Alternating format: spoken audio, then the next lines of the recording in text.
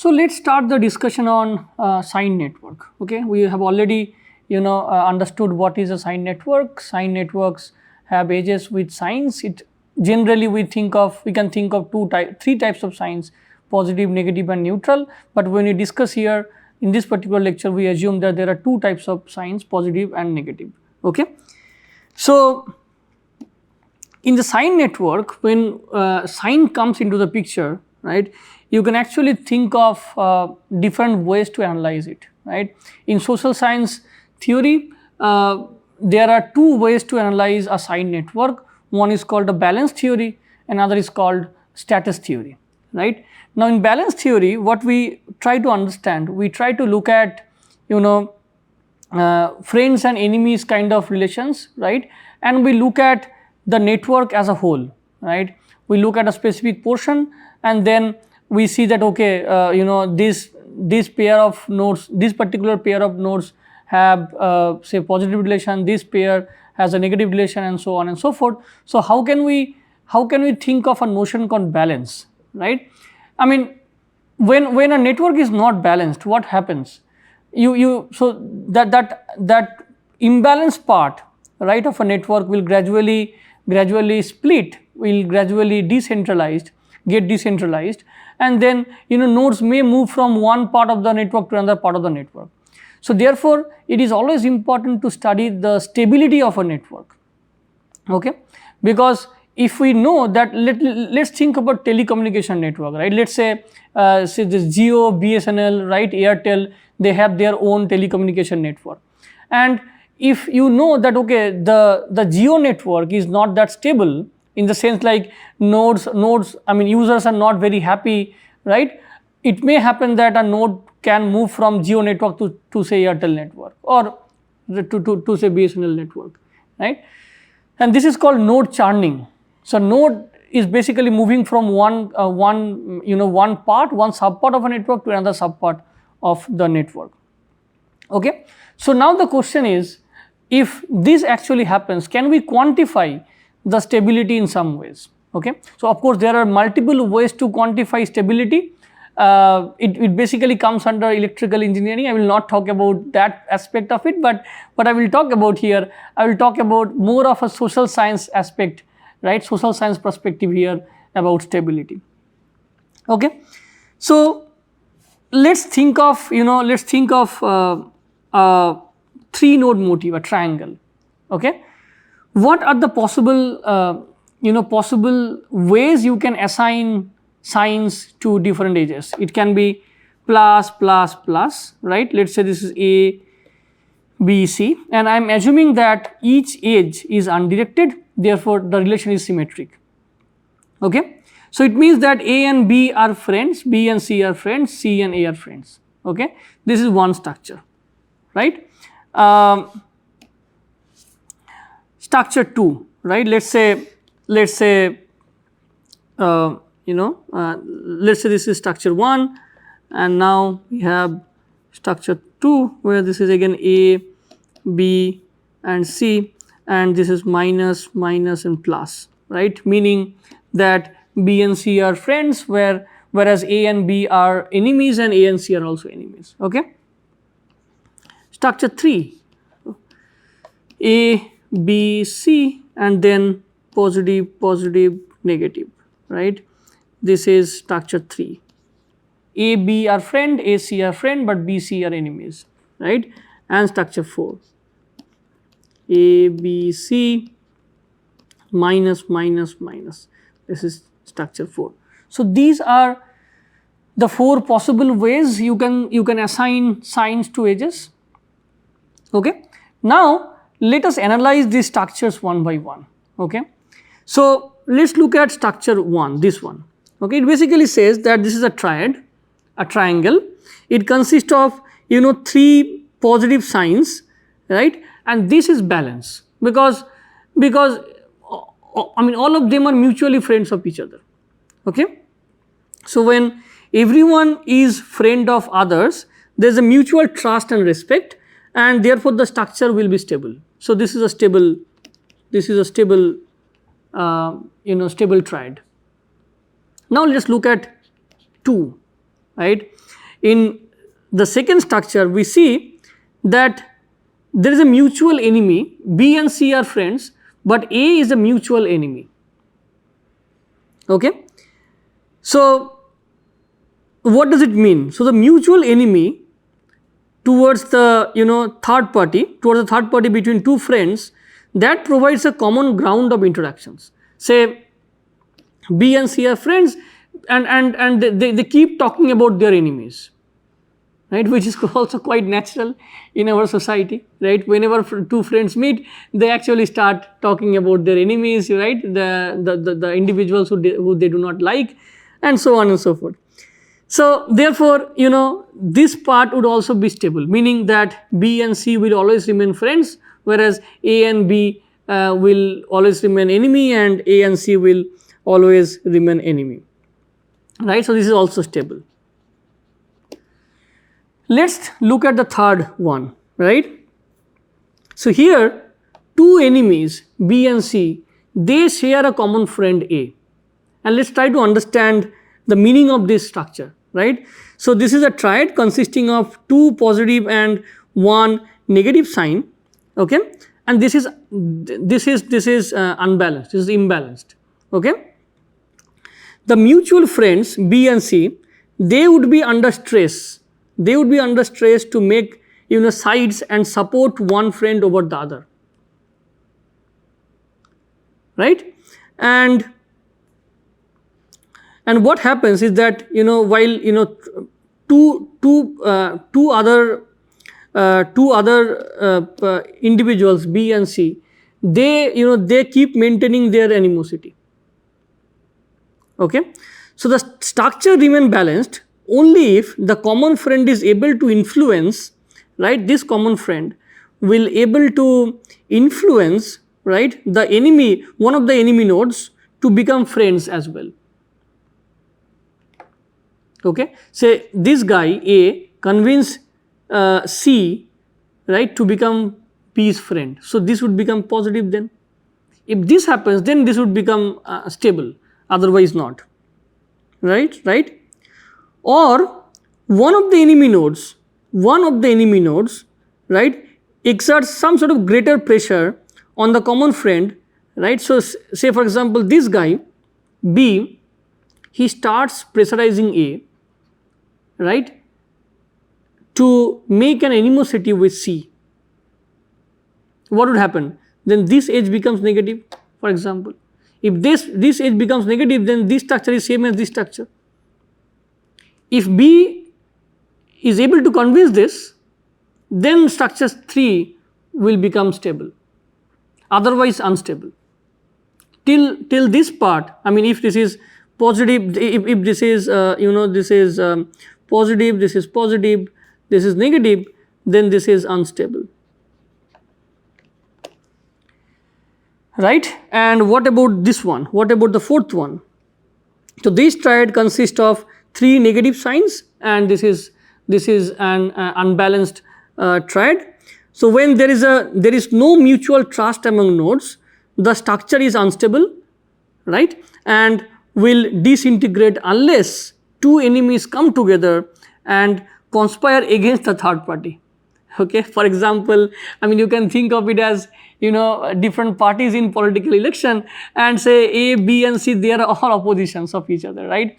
But but they also understand that all the parties, say particularly B and C, they also understand that they won't be able to defeat A, right, if they participate in the election individually, right. So what they would do, they would possibly collude, right, they would collaborate in the election, right, and so that they together defeat A, right. So eventually what would happen, B and C would become positive, and you have two other negative edges, therefore this would become stable, okay. So this would be same as this one. But otherwise in general, if 3 edges are negative, then this is essentially an unstable triad, right.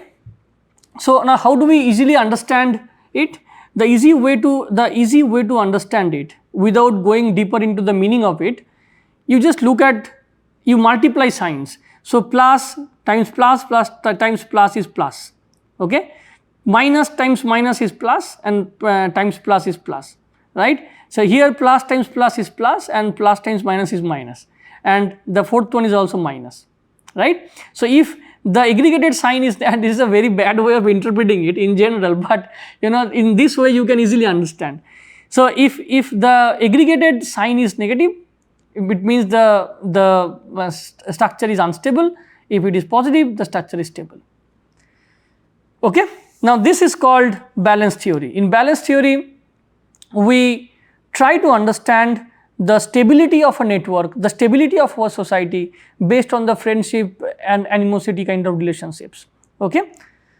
Now, let us look at another philosophy through which we explain the stability, but this philosophy is called status theory. So, status theory is more of a kind of a local property of a network. What do I mean by this? Say, if I say that A feels, say, let us say there are 3 nodes A, B and C, and A feels that B is superior to A. So, A feels that B is superior to A, right. So, there would be an edge from A to B and this kind of direction. So, the edge pointing to the person, pointing to the node which is superior to the other one, right. But remember, this is A's belief. B's belief can be different. B may think that no, A is more superior to B, right. So, we essentially look at every pair, and with respect to one part of the one node of the pair, we judge the sign. So, if A thinks that B is superior to A, there will be a positive link from A to B and the sign would be positive. Let us say B thinks that C is superior to B. We will sign like there is an edge from B to C and the sign would be positive. Let us say C thinks that A is superior to C, there will be a link like this, right. So, I mean, you can see the difference between status and balance theory, right. Status theory by default considers directed networks. Status theory looks at an individual's opinion and based on that you can draw edges, okay. Say, let us say B thinks that A is superior to B, there will be an edge from this to this and then minus. This is one way. Another way is this. I mean, if there is an edge from A to B, it is same as with the positive link, this is same as a link from B to A with a negative link, okay. Now, in status theory, we try to analyze the same thing, we try to analyze the stability, okay. So, let's see, right, let's assume again triad A, B and C. Let's say A thinks that B is superior to A, there is a positive link like this. B thinks that, so you see here B is greater than A, B is superior to A. B also thinks so, B thinks that, so B thinks that C is superior to B, so C is greater than B. So, by default, if you look at the transitivity, this is the case. So, by default, right, C is superior to A, C is superior to A. So, by default there would be a link from this, from A to C, okay. So, the status theory actually says that if a positive link exists here and a positive link exists here, there will be a positive link, there will be a negative link from C to A, because a positive link is there from A to C. So, there is a negative link from C to A, right. And if this structure exists, you can say that this is stable. But what about, I mean, what would the balance theory suggest here? The balance theory suggests that if there is an edge from A to positive edge, from A to B, a positive edge from B to C, in order to make this thing balance, there should be a positive link from C to A. Whereas the status theory says that there will be a negative link from C to A. So, there is a contradiction, right. So, therefore, it basically we say that balance theory overestimates the positive links. You see here that according to status theory this should have been negative, but balance theory says that this is positive. So, balance theory overestimates the positive link some cases. You can also say that status theory underestimates the negative link, that is fine. But you see the kind of a contradiction between these two ways to look at the stability. Okay. So, in status theory we also discuss two quantities. One is called generative baseline and other is called receptive baseline. So, what is generative baseline? Let us look at this example here. Generative baseline is the number of positive signed edges generated by a node. Number of positive signed edges generated by a node. Let's say this edge C. So, how many nodes are generated from C? Generated by C. So, we will only look at those edges which are moving out of C, right. So, we look at this edge and that is all. So, there is one edge generated by C and that too is positive. So, therefore, generative baseline is 1 by 1. Generative baseline for C is 1 by 1. What is the generative baseline for B? B generates two edges and both of them are negative, right. So, the generative baseline of B is 0 by 2.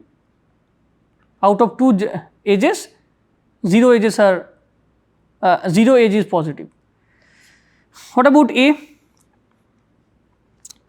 Only one edge has been generated and that too is positive. So, 1 by 1. Similarly, receptive baseline captures the opposite thing. What is the fraction of positive sign edges received by a particular node? Okay. So, A, there is only one edge received by A and that too is negative.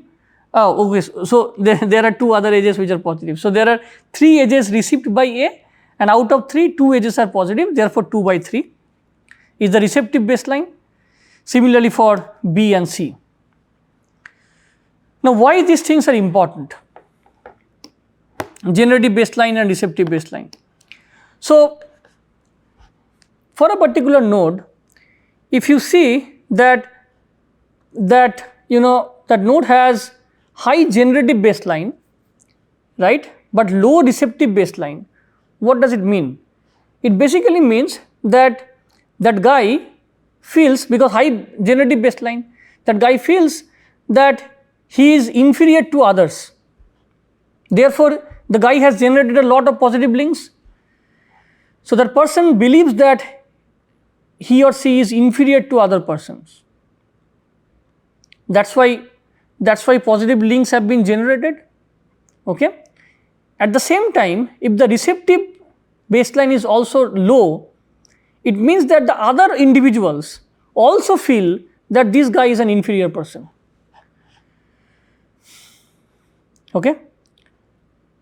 Now, let us think of another scenario where an individual thinks, the generative baseline is low and the receptive baseline is high. It means that the guy feels that he is superior, the other guys also feel that he is superior. Now, generative baseline is high and receptive baseline is also high. So, the guy feels that he is not that superior, but the other guys feel that he is superior. It is more of a modest kind of behavior, right. So, the person is a very modest person, he always feels that he is not that superior, but others feel that he is superior. Okay. Now, based on these notions, you can understand different properties of nodes, different behaviors of nodes, social behaviors of nodes. Okay. Also the stability. So, status theory is more of a local property, it captures local properties, whereas balance theory captures global properties. Okay, so we stop here, and the next lecture we will discuss more technical part like page rank and other quantities. Thanks.